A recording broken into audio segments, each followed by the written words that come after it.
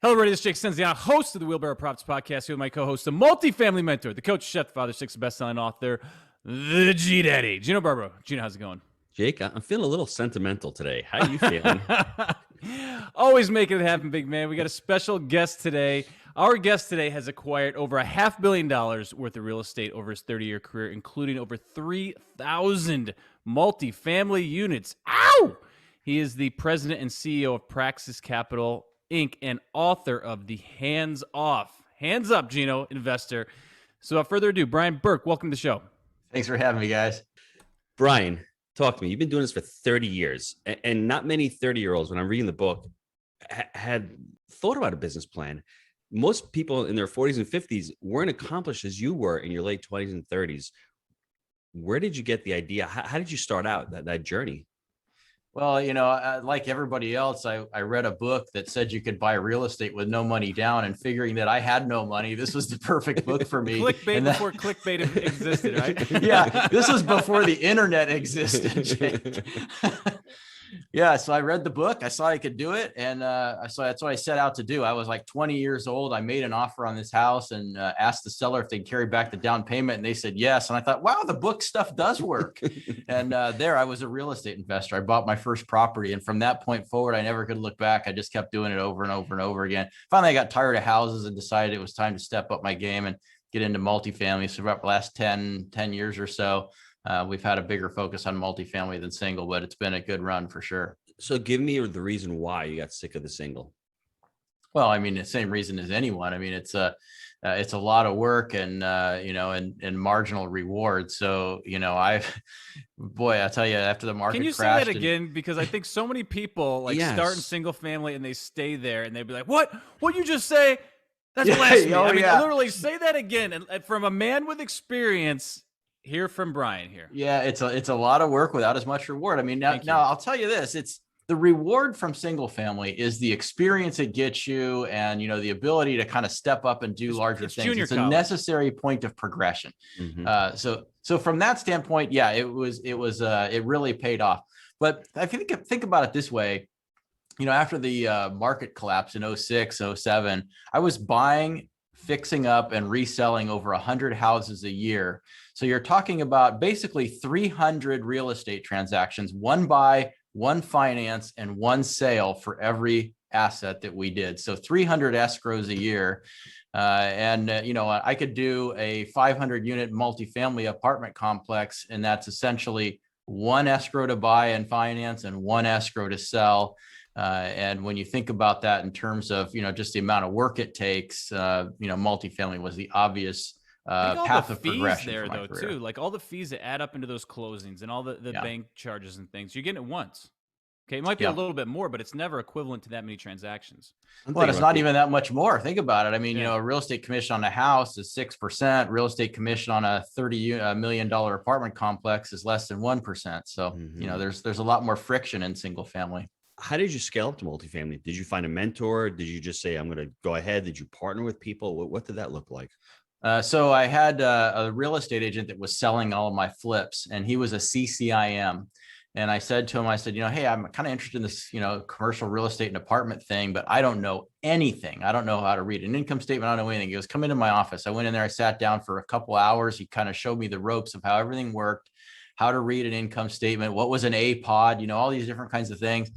And then about a month later, after we had that sit down, he called me and said, hey, I've got this apartment complex. It was a 16 unit here in California. And I put an offer in on it. And going back to the book days, I said, well, I don't have the whole down payment. I was doing a 1031 out of a couple of rental houses I had, but it wasn't enough. So I asked the seller if he'd carry back half the down payment. He said, yes. Bank financed it. Seller did half the down. My 1031 did the other half of the down. And lo and behold, I was a multifamily investor.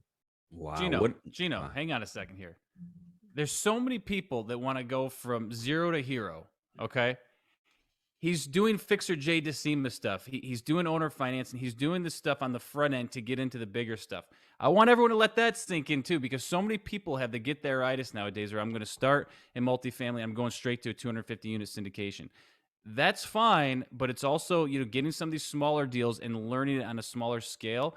smaller deals, less pain if you do make a mistake on the smaller stuff. So he's dropping some gold here. And I want to just pull the e-brake so people can let that stuff absorb. Well, I got an analogy for that. And the analogy is basically if you're standing on the ground and you want to get up on the roof, you have 3 ways to get there. One way is you can just jump straight from the ground and jump up onto the roof. That's the guy who wants to buy the multifamily as his first deal, right?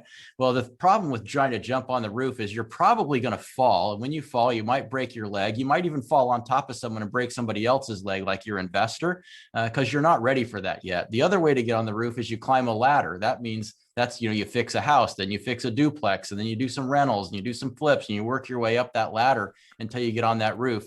And the third way to do it is you find somebody that's already up on that roof, you have them throw you down a rope and you start climbing the rope while they hoist you up. Those are really the only ways to do it. And that third one is where you have a mentor or you partner with somebody and that's already there and they carry you the distance. Those are the only 3 ways to do it. So if you're sitting at home thinking like, oh, my first deal, I'm going to go buy 200 units, you're probably going to hurt yourself. Sounds like a video game. Might be a next project, Gino.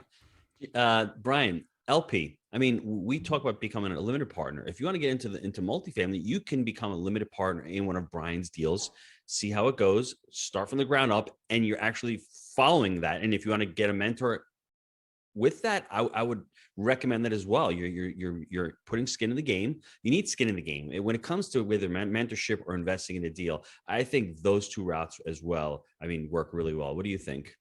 Well, I think that the way I did it was more trial by fire, where, I'd never invested in apartment syndication. I bought my first apartment building. I never had any exposure to it at all. I learned a lot of very difficult lessons. Fortunately, I did it all with my own money. And then as I grew the business, I was still kind of doing it with whatever resources I could cobble together to learn my lessons that way. And it was a difficult and slow process. If I could have gotten into somebody else's large deal and kind of seen how they operated, seen what the reporting looked like, and kind of mimicked what they did, I could have accelerated my growth path. Instead, it's taken me 30 years to kind of really, get into a really good groove. I could have cut that time dramatically if I was, watching an expert. So you're right on point there, Gino. Jake, can we rewind that again? Because that's another golden nugget for everybody here. It's dramatically, the learning curve. You can jump on and watch YouTube videos for free and spend time, waste time. But why do that in this day and age when you can, attach yourself to people who are doing it? Here's the book, Hands Off Investor. And here is the Creative Cash he wrote, because he keeps talking about owner financing. So these 2 books, I think, are marriage made in heaven here, because the owner financing is important right now. We're talking about, owner financing and creative apartment deals, because debt is going to start pulling back sooner or later. So you need to, it's also the ladder, Gino, right? It's the ladder that he's talking about. You got to start somewhere with it. So why did you write the book, The Hands Off Investor? Well, there were 3 reasons. One reason was because everybody had been pestering me for about a decade to write a book. And I finally just couldn't resist it anymore. I caved in. So that was one reason. Another reason was, I talked to a lot of investors that are looking at investing in our offerings, and I hear the questions that they're asking. And all too often, I recognize that they were asking the absolute wrong questions. And in kind of thinking about it more, I realized there was really no source for passive investors to go to learn what the right questions were. There was a knowledge void out there. There was no real good book that was written on this topic, and I needed to fill that void. That was the second reason. The third reason is I have a friend of mine that invested her entire life savings into a private offering, and it was with the wrong sponsor, and she ended up losing her entire life savings. Right? Well, it won't matter because he's in prison. That's how it went down. And so it's really important that, you choose who you invest with very carefully. And I felt like if I could help prevent one person from losing their entire life savings by making a bad decision, then writing that entire book, that would have been all worth it. So we'll see. I told Brian before we got on, everybody who's listening, it's 350 pages, the book. It is voluminous, to say the least. I don't even know what that means. I don't think Jake could read the whole book. He's got to get it on Audible, Tell me Jake. the definition of voluminous first. It sounds great, doesn't it? I have no idea. Does that mean it's like cutting to volumes? Is like volume 1 through 3? Like, dude, there's a lot of meat there. You know what I'm saying? There's a lot of meat. Huh? Jake, you like meat and potatoes. This has got meat and potatoes in there with a little gravy on top, a little mash on the side. But what I love about the book, really, you go through it. you go through all the definitions, you go through the sponsor, you go through the vetting process, you go through performance indicators, you go through, I mean, if you want to, it's a misnomer because it's not really hands off, because if you want to get into syndication and create an asset management company, you can do that from this book. And that's what I love most about this book. But that third reason, I want to dive into that third reason. What are some of the biggest mistakes that you see passive investors making? Because that's a huge one. Not vetting the sponsor is probably one of the biggest ones. But what else have you seen passive investors make? Well, the biggest thing I see is people get so enamored by what I call the shiny object syndrome. And what that means is, imagine that you go to like a crowdfunding website, for example, and you type in real estate investment and you get this grid of all these different investments you can make. Like and Amazon. You look through it and you go, aha, there it is. The one with the highest projected return. I'm going to invest in that one. Mm-hmm. And so that's the biggest mistake that people can make, is they just focus in on one thing and they don't think about the bigger picture. They don't think about, like, is that the highest return because it's the most risk? Is that the highest return because the sponsor is inexperienced and they're just misprojecting where the income is going to go because they're using rosy assumptions and all kinds of crazy things to come up with that? Is it in downtown Memphis and it's like the worst place to invest in the world? Sorry, Memphis. Is it? Your deals just look scary to me. That's all I'm saying. Every time I see one. Yeah, I'm with you. I can't do it either. I can't do it either. So, it's kind of, it's that they're putting too much emphasis on the end result and not enough emphasis on the ingredients it takes to get there. And so, I mean, it's kind of like, you eat a really good tasting meal that has really bad ingredients. It can still be bad for you. It might taste good, but it'll kill you in the end. And, same thing can happen here. So what is an investor looking for in a Brian Burke? You're looking for a sponsor that has experience, has been through market cycles, has felt pain, has made mistakes. You don't want to be their test case. You don't want to have them learning on your dime and making rookie mistakes. You want them to be past the rookie mistake phase of their career. Everyone has that phase. You want somebody who is honest and has a high degree of moral character. And this is, in fact, probably the hardest to quantify. Is, how do I know if this person is honest, law-abiding, kind of person? It's difficult. So people want to jump right into these investments and not take time to court the sponsor. I had a guy call me one time. He was manages a family office, one of the wealthiest families in the country. And he says, hey, I'm really interested in what you guys are doing. He's like, can you send me your latest offering? And can you send me the offerings as they come up? We're going to watch you for a couple of years, and then we're going to decide whether or not to invest with you. And the key point there is watch you for a couple of years. It took me aback, but you know what? The guy was actually really smart. It's like, when you think about it, you want to really get to know the person you're investing with and not dive in too soon. We've talked about the benefits of real estate, but really, to you, what are the benefits of multifamily real estate specifically? You talked about the scaling up and why you got into it, but what are the benefits do you outline in the book? Well, the benefits are different depending on which side of the table you're sitting on. If you're sitting on the sponsor side, the benefits are obvious in the fact that you have scale for your labor. In other words, you buy one property and it's $20 million and it's one transaction versus having to buy, $100,000 houses for the same $20 million. Those benefits are obvious. For the passive investor, I wouldn't say that there's any particular advantage. I mean, when you're investing in a passive offering, it's a financial security, and you got to think of it that way. And you have to compare the viability of that investment to any other investment you might make, whether it's a mutual fund or a stock or bonds or real estate or precious metals or cryptocurrencies. Everything has its own risk and reward profile. Now, I will say that if you look back in history, you'll find that multifamily has very favorable risk-adjusted returns as compared to other real estate asset classes and even other conventional investment classes. And I think, that's probably the draw to it and why people are so interested in investing in multifamily. And benefits. What are the benefits of the hands-off real estate investor? What benefits do they get of investing Well, with you? the benefit to being hands-off and investing in a passive real estate syndication is you don't have to do everything. I mean, this is really about, if you want to invest in real estate, there's really kind of three ways to do it. One way is you go out and you start buying properties and you're the chief cook and bottle washer, right? You're knocking on doors to collect rents, you're fixing toilets in the middle of the night, you're, doing everything. That's one way to be a real estate investor. There's absolutely nothing wrong with it. There's another way to be a real estate investor, and that is you go out and you start buying properties and you hire professional management companies to manage those assets for you. And it's a little bit more hands-off, but you still have to go find all that real estate. And especially a lot of our investors are, in the Bay Area of California. You can't make rentals work here. So that means if you want to buy a rental that works, you got to get on a plane. Well, they're working 80 hours a week. They don't have the time to go get on planes to look for houses.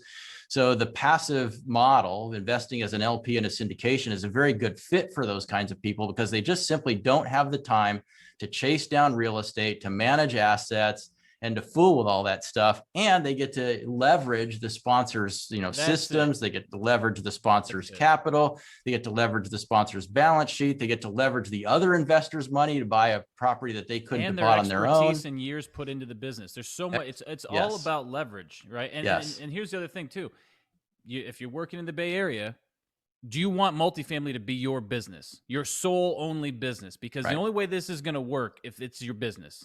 Multifamily has to be your main focus only business. And I think that's where, early on, people maybe do a little bit of both. They may be working their W-2 while they're getting into it. But at some point, you need to clear the decks. And this has to be your only focus if you want to grow and scale in the multifamily space. And I think that's where people need to get clear. This is not like a, fun kind of thing to do unless you're an LP. If you want to be an LP and then invest, that's one thing. But if you're going to get into this game and as competitive as right now, you have to be all in on it. And well, Jake, you're right. I just wanted to add one thing to that. You need to read this book, even if you're an LP, and you need to invest in a mentor, even if you're an LP. What book is it, Gino, for the folks that are not on YouTube? The Hands-Off Investor. I got to drop. He's putting his hands up for the folks that are not on YouTube. All right. You know why? Because I think LPs, you're putting in $50,000 or $100,000 into a deal. It's a significant amount of money. You want to know how to underwrite the market. You want to know how to underwrite the sponsor. You want to know, what kind of property management company. You want to know how to underwrite the deal. All of these things, even though you're passive, you're still looking at all these opportunities, and you need to know how to make that decision for yourself. That's why you need to invest in your education. So every time Brian sends over a deal to you, it's either yes or no. You're not wasting his time. He's not wasting your time. So it's important for all of you out there who want to be limited partners in deals. You still need to educate yourself on this information. And there's a lot of it in there. So just wanted to throw that in there. Yeah, 100% true. I mean, too many people make significant investment decisions without educating themselves. And unfortunately, they end up paying the ultimate price for that sometimes. So, know what you're doing before you make that decision, because the things that you might think are important might not be important at all. And something that is very important might be something you didn't even think of.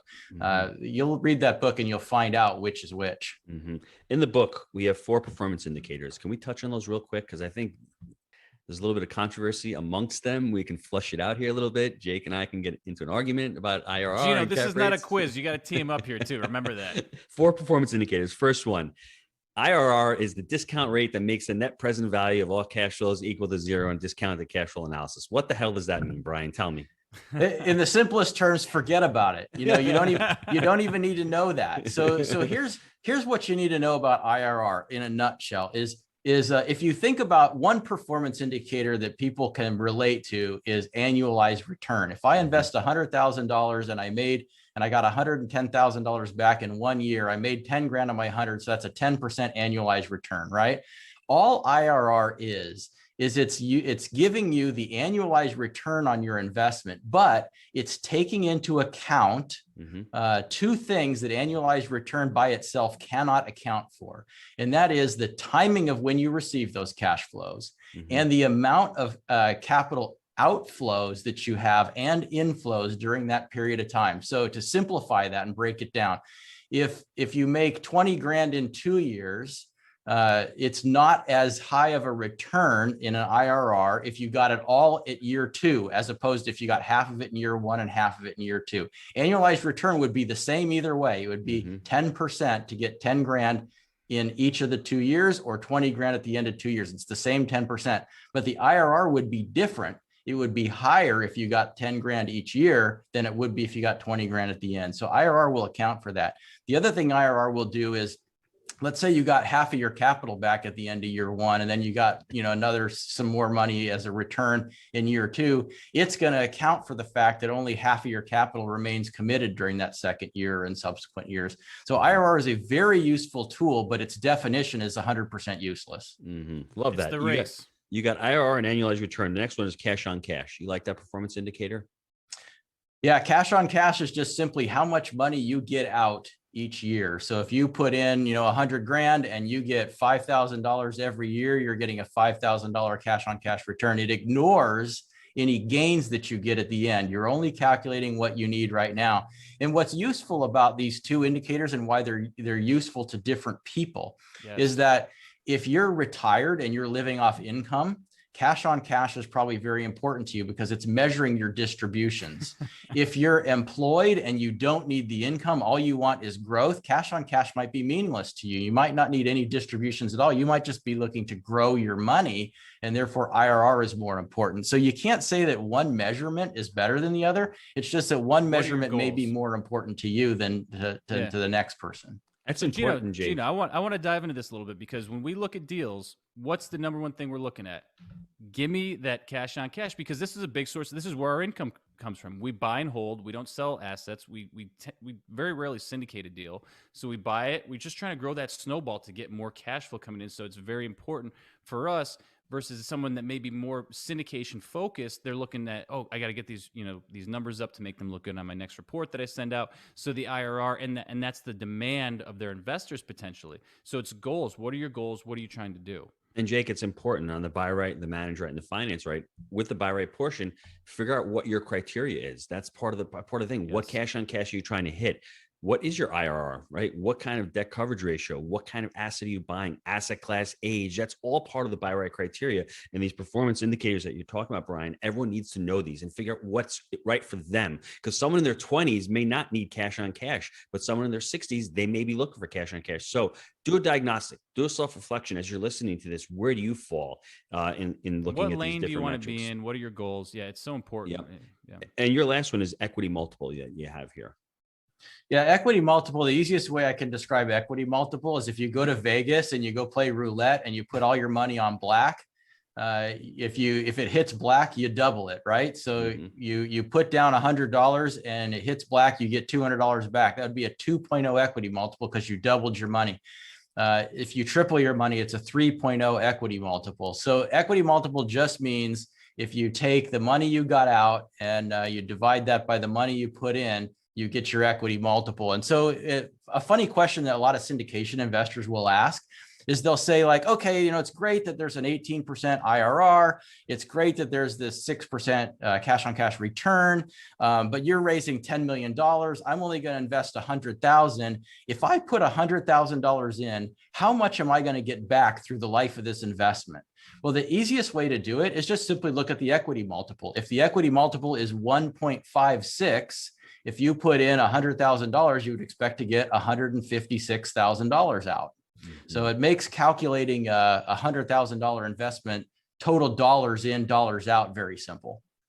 Making it simple for Jake and Gino. That's what we need, Jake. Thank you, Brian. Keep it simple, make it tasty. That's all we need. And now I want you to make the infamous cap rate simple. Simplify this for us, because we always get in battles with this cap rate. You go on Bigger Pockets, people talking about cap rates as if it's like it's painful. So we call it the politics of real estate investing. Everyone's got an opinion and no one agrees. Yeah, it's true. I get into this debate all the time. I wrote a series of articles on the Bigger Pockets blog to debunk all the myths and theories and misnomers about cap rate. My best advice about cap rate is forget about it. It's the most useless measurement in all of real estate. It has no bearing or basis on anything whatsoever if you're trying to determine what your investment performance is going to look like, because cap rate is not a measurement of performance. And don't fall for those who will try to convince you that it is by saying that, no, cap rate is the return you'll get if you pay all cash. BS. I will completely debunk that argument. It is not. because I guarantee you, you will have closing costs and other things that will add to the cash outlay that you place. So cap rate will not equal your cash on cash return, even if you pay cash. Cap rate will do one Who's got thing time for you. these arguments? This is I don't know. Yeah, we have all kinds of time. There's one thing cap rate will do for you. And cap rate is, again, it's not a measurement of performance. It's a measurement of market sentiment. All it is telling you is what the market thinks of a cash flow. So in other words, if the cash flow is $100,000 and the cap rate is 10%, it means that 100 grand is worth $1 million. Somebody would pay $1 million for that stream of cash flow. If the cap rate was 5%, it means somebody would pay $2 million for that same stream of cash flow. It means the cash flow is worth twice as much at a 5% cap rate than it is on a 10% cap rate. So all this is telling you is that the same dollars coming out has different values to different people in different markets. That's all it's telling you. So what's the only market thing telling us now with compressing cap rates. So the market with compressing cap rates is telling you that the market is heating up. It's telling you that investors are valuing streams of cash flow higher than they used to. As the lower the cap rate, the more these streams of income become worth. And the reason for that, I knew that would be your next question. The reason for that is because they think that these cash flows are going to grow. The only reason you're going to pay more for a stream of cash flow is if you think that's going to be a larger stream of cash flow in the future.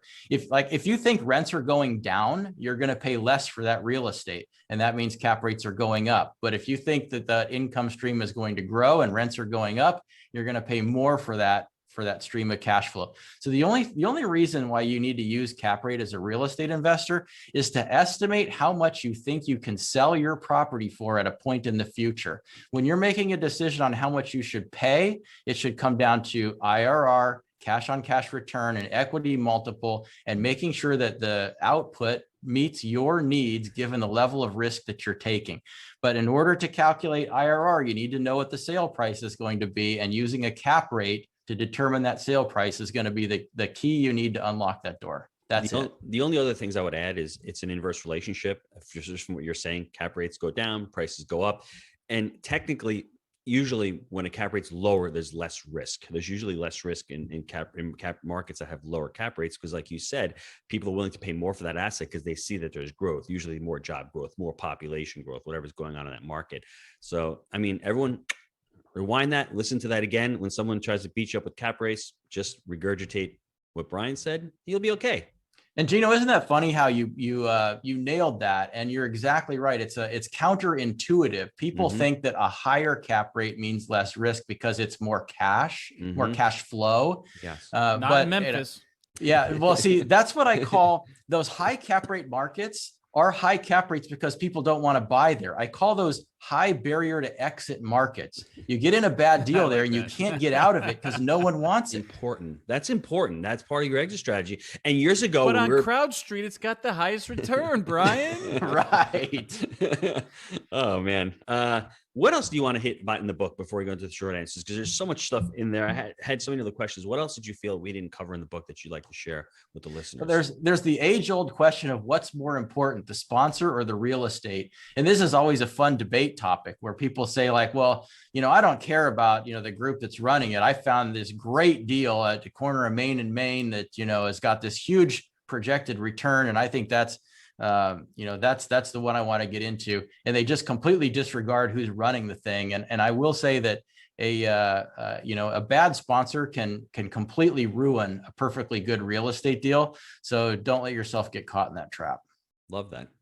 We've seen it in our own little, universe here with the wrong property manager, the wrong fit can take a great property and you start to see a decline, make a pitching change quick. Same thing. So, yep.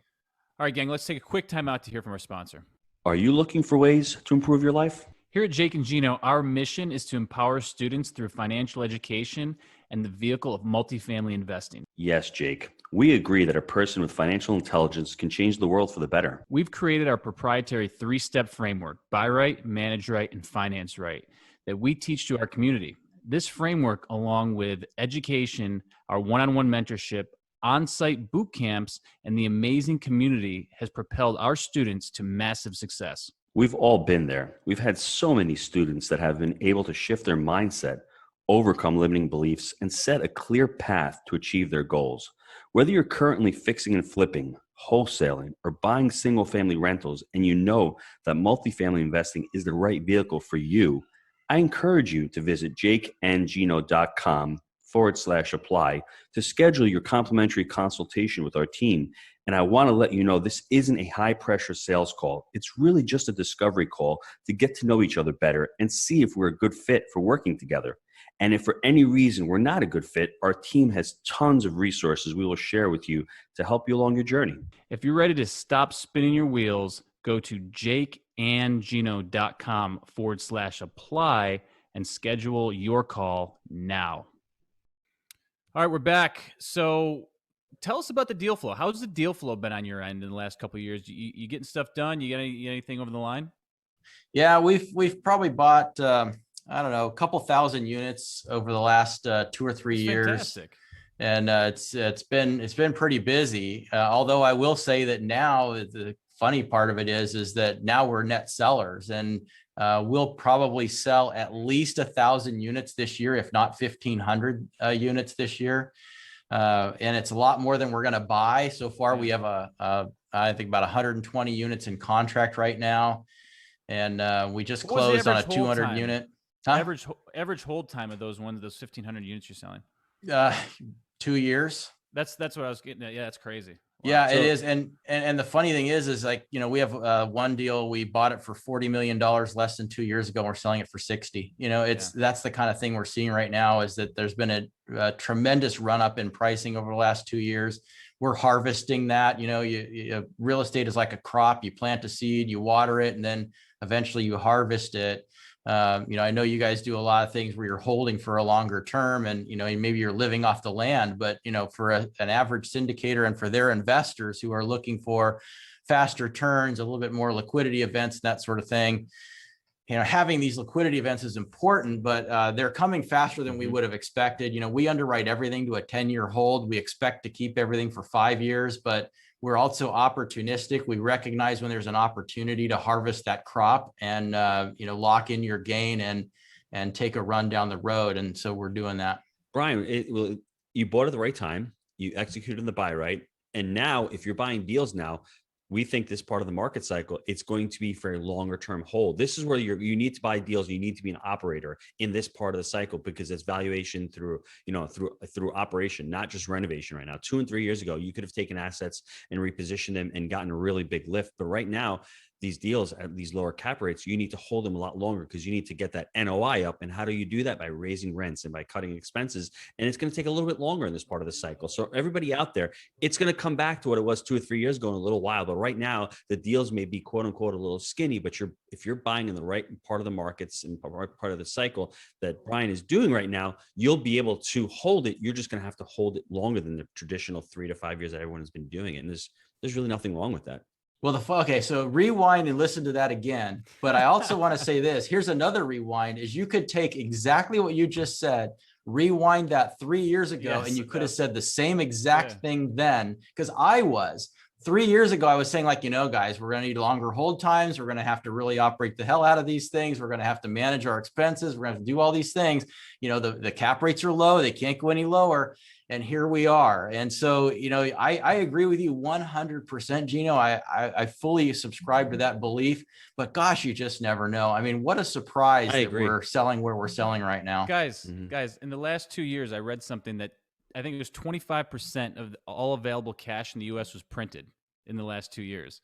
So the fact, think about that for a second. You're like 2 years ago. Well, when you flood the market with cash, with dollars, there's going to be an increase. So there's more money out there. People are putting that money to use. So it is what it is. But I completely agree. We felt the same way. We're like, oh my God, 100 a door, for a C-class 70s build. And now it's 120, whatever the case may be. So yeah, I mean, I wasn't long ago that I was buying Class C assets for $45,000 a door. Those days are over. Then, we started buying at $80,000 a door and thinking, gosh, this is a really high price. Scared, and we're selling those at 120. And now we're buying at 150 a door for the same kind of product. Thing this is getting ridiculous.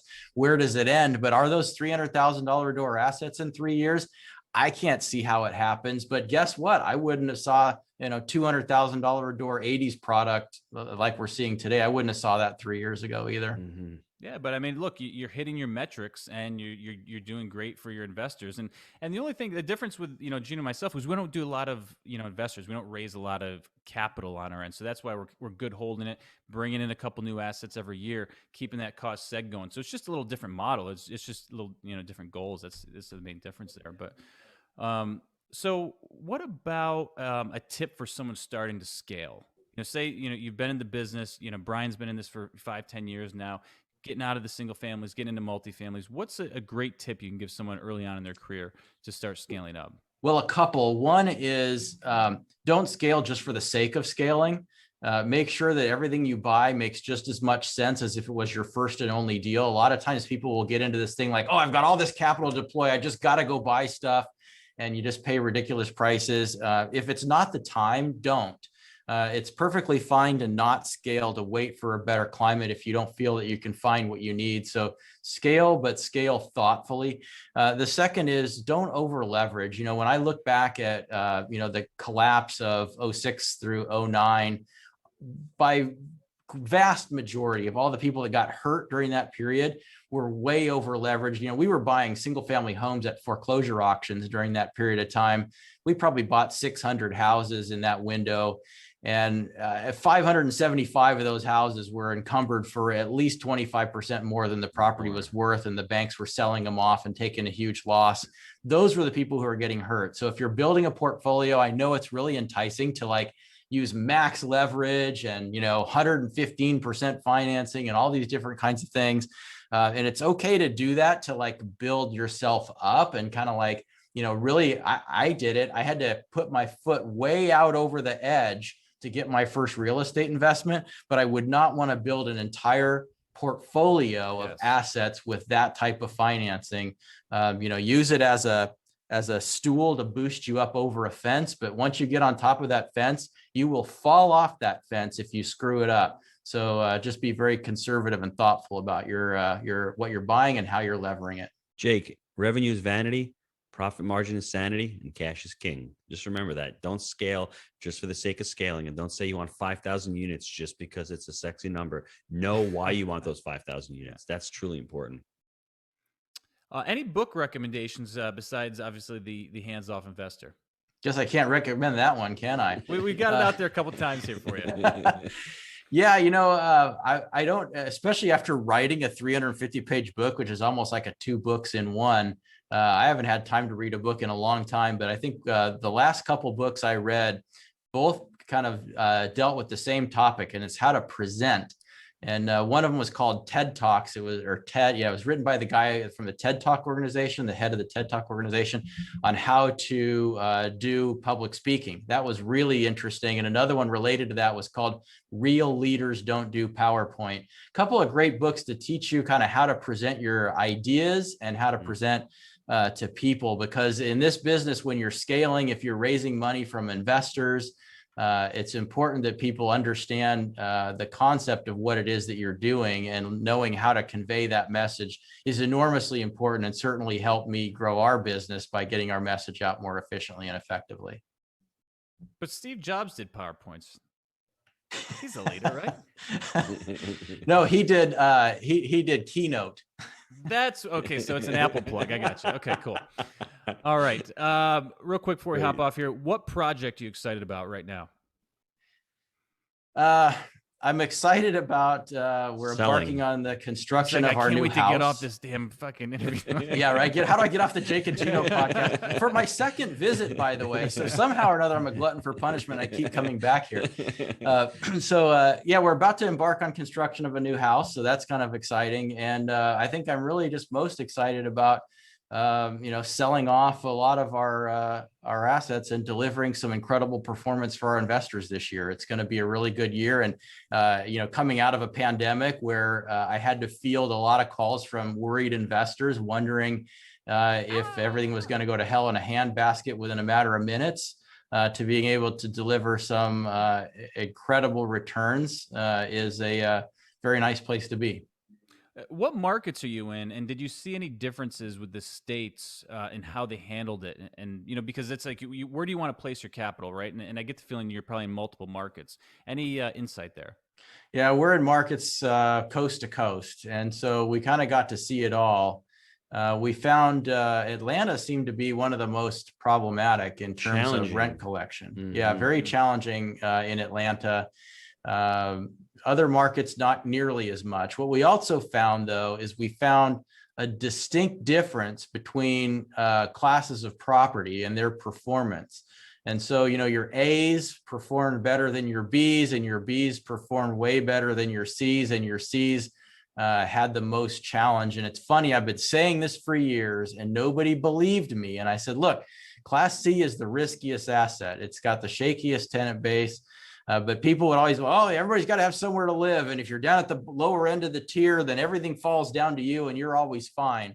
Not true. And I've been saying that for a long time and I've been getting beat up over it for a while, but the proof is in the pudding once again. And so classification of property, I think, had a bigger impact than geography, but geography certainly had some impact. Thank gosh I'm not in places like California or New York. Not only are they not landlord friendly, and you end up having a really hard time managing assets in those markets, but they also suffered dramatically during the downturn. And if I had a portfolio of $4,000 a month studio apartments in San Francisco, I would probably be on pins and needles right now.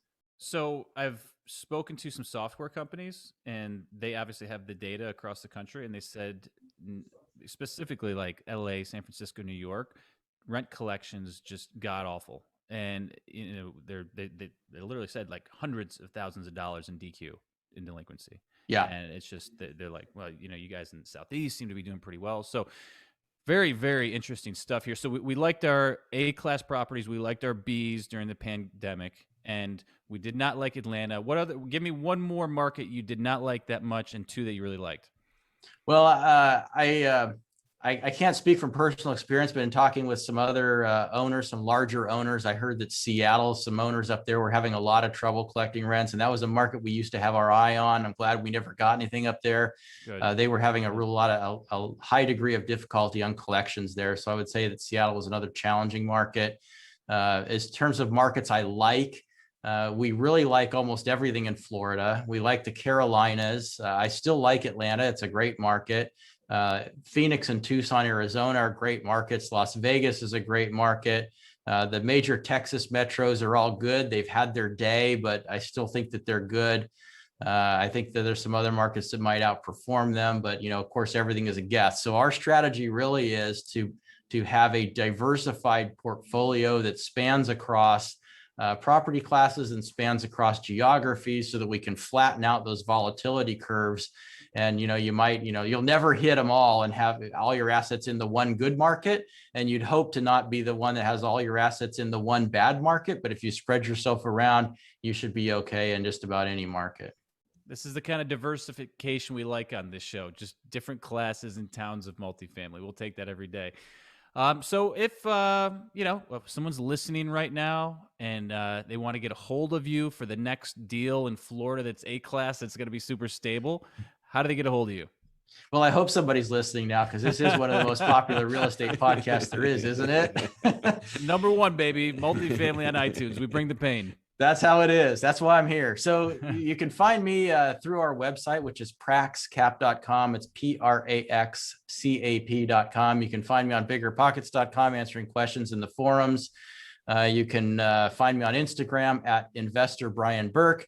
Or, of course, you could check out the Hands Off Investor at biggerpockets.com/syndication book, or on Amazon or local bookstores if you can find one that's still in business. Gino, take us home here. Well, we have a young 20-year-old Brian Burke reading a book on real estate. Oh, and he takes his first deal down. Owner financing. I guess if you can read a book, watch a show, stuff works. Starts buying homes. I mean, Jake, we're talking a couple hundred homes a year. And it seems like during the 2008, 2009 crash, he really accelerated into buying 300-400 homes. And it got to a point where putting all this work and all this effort into it and seeing the light at the end of the tunnel, which is multifamily, and maybe not knowing how to get there. And listen to the analogy of using the rope, using the ladder, not getting there from the very beginning, but being methodical and working and creating his craft and learning how to do it. And then taking that first 16-unit property, buying it with owner financing. And then from there, scaling up, using all the resources he had, starting his syndication company. 10 years later, he's at over 3,000 units. He's had an amazing run. He keeps buying. He keeps being diligent on his buy right parameters. He's come out with the best-selling book, The Hands-Off Investor. I think everyone should go out and pick it up, whether you're going to be an active investor or a passive investor. And it's been an amazing journey. And I can't believe he sat through an hour of the podcast with Jake and Gino. So he's a glutton for How punishment. much is the book? How much is it? Oh, I don't know. 350 It's less than $20, I think. Dude, I'm telling you. Dude, what is that per page? I mean, we look at per unit. I mean, per page, this thing is a deal. This got a value add here, all right? What's the cap rate on this baby? Huh? That's what I want to know. So, Well, think Brian- about it. I mean, if you're out there, okay, and you're anyone thinking to be an LP, you need to educate yourself. Get the book. I mean, it just makes sense. So Love it. I want to thank you for being on, Brian, and really sharing your knowledge, being on Bigger Pockets, being a contributor, and really knowing the craft and giving back and thinking about the investors that have lost their money, gone into a deal that they didn't know about sponsors. Just read the book. You'll know what you need to do when you want investing in a real estate deal. So thanks for being on. We appreciate it. Well, I'm just glad to be here. I appreciate the invite. It's always fun to hang out with you guys, and look forward to doing it again. awesome. Thanks, Brian. See Thanks, you. guys.